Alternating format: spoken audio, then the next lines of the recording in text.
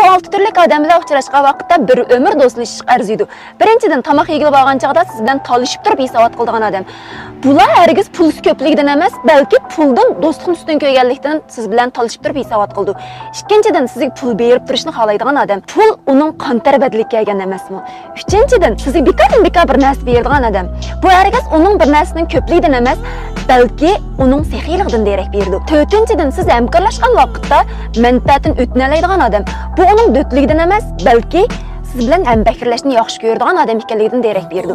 Beshinchidan xizmat vaqtida aktivlik bilan ko'proq ish qiladigan odam. Bu uning hargiz ahmoqligidan emas, balki mas'uliyat ustiga oladiganligidan derak berdi. Oltinchidan sizga o'zligidan yordam berishni xohlaydigan odam. Bu hargiz uning sizga biror narsa qarzi borligidan emas, balki sizni haqiqiy do'st ko'rganligidan derak berdi. Biz hammamiz minnatdorlik bor odamlardan bo'laylik. Navoda kerak sizlarga nashta deb qolsanglar, meni qo'shib beringlar. 抖音